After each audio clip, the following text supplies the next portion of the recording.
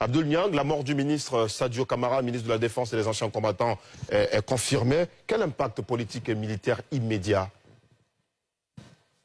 Il y a 23 millions de Sadio Camara au Mali. Et également des Il n'y a pas 23 de millions de ministres de la Défense au Mali, Abdoul Niang.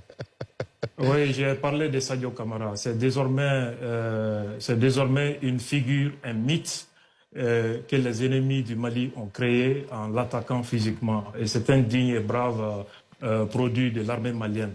Je remercie quand même ceux qui ont voulu se faire interprète des souffrances des Maliens. Mais je ne sais pas, ils parlent au nom de quel Malien. Et vous voyez, malgré toutes ces difficultés, les Maliens continuent toujours de soutenir.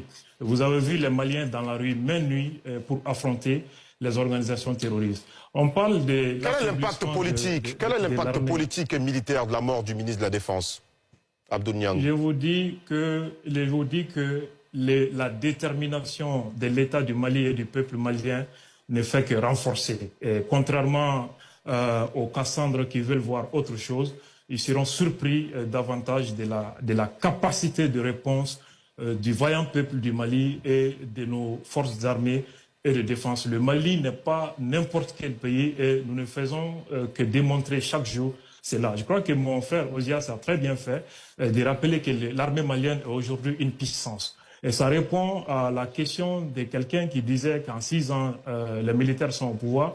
Mais quel est le résultat? Donc c'est ça, l'un des résultats. Aujourd'hui, l'armée malienne qui avait été mise à l'infinitif par les Français est aujourd'hui l'armée la plus puissante, sinon l'une des plus puissantes de notre espace. Et il a même dit que c'est aujourd'hui l'armée une armée plus puissante que celle de la Côte d'Ivoire. C'est lui qui l'a dit.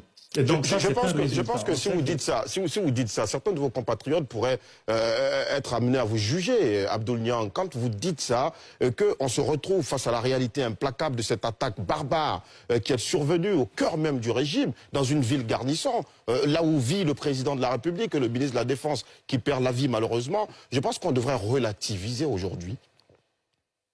Et quand les États qui sont les puissances mondiales soutiennent une organisation, utilisent des terroristes comme proxy, et tout est possible. Le guide iranien a été éliminé de quelle manière? Le président Kadhafi a été assassiné de quelle manière? On peut mettre en doute la capacité de son armée. Bachar a été chassé du pouvoir. De quelle manière? On parle de terrorisme, mais pourquoi ne voyez-vous pas, malgré votre expertise, des mains occidentales et derrière tous ces événements? Et ce qu'on a vu en Afghanistan, est-ce que vous n'êtes pas en mesure de voir qu'il y a d'autres personnes qui sont derrière ça, qui sont les États?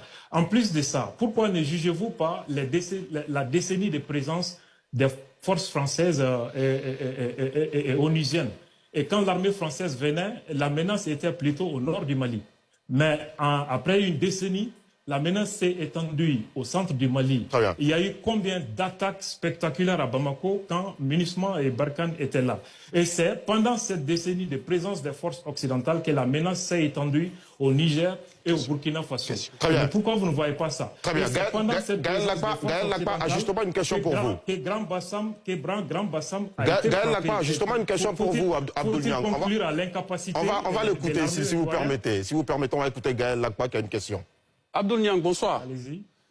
Bonsoir, messieurs. On a pu remarquer lors de l'attaque qu'on n'a pas, en tout cas officiellement, on n'a pas vu ni le Niger ni le Burkina venir au soutien du Mali dans cette période-là. Est-ce que vous confirmez, et si c'est le cas, qu'est-ce que cela, comment on peut interpréter cela? Parce que vous êtes tous réunis au sein de l'AES et tout. Très bien. En 30 secondes, rapidement. Si vous voulez comprendre la réalité du Mali et du Sahel, il faut fermer les médias occidentaux et ouvrir les esprits, parce qu'ils ne font que raconter des inepties. Ils ne savent pas quelles sont les opérations menées par l'armée de l'air du Burkina Faso, notamment à Sévaré, au centre du Mali, qui est proche du Burkina. Ils ne savent pas quelle a été la réaction de l'armée de l'air du Niger, notamment à Gao. Mais malgré tout, il continue... Non, Abdoul Niang, malheureusement, on n'a plus de minutes. Malheureusement, c'est pour que vous puissiez nous donner les informations. Malheureusement, on n'a plus de minutes. Abdoul Niang, je voudrais vous remercier d'avoir répondu à notre invitation. On aura l'opportunité très certainement d'approfondir la discussion. Merci, monsieur, pour vos analyses et vos contributions. On va passer tout de suite au grand duel.